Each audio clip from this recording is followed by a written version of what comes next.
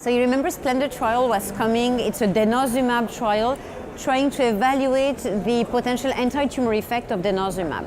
Biologically, it's a very strong rationale because the rank pathway, the receptor of NF-kappa-B, is something which might be very important in tumor phenotype, malignant phenotype. So by inhibiting this pathway, you might have an anti-tumor effect. The whole story comes from a retrospective data set from the bone metastatic studies showing some signal for improvement in survival in lung cancer. So we had to ask this question some years ago. If you add Denosumab to chemo, across lines of treatment, first line, second line, third line, do you improve survival? We needed to have something like 1,000 patients across all Europe with EORTC and ETOP being leaders.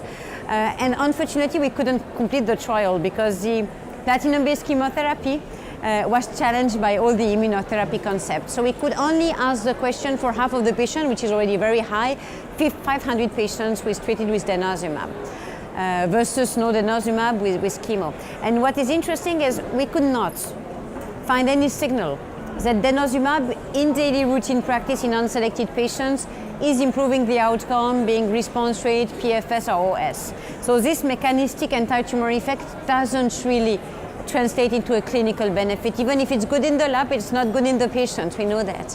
The other thing which is important is even if you try to decipher this data, describe this data, anticipating that maybe the bone metastatic patient might only benefit, we could not even observe that. So it's not even prolonging survival in the bone metastatic patients, meaning that we have learned a lesson here that's about negative trials. Denosumab is a very good agent in protecting and preventing skeletal related events in presence of bone mets, but there's no further indication to date in the field of lung cancer.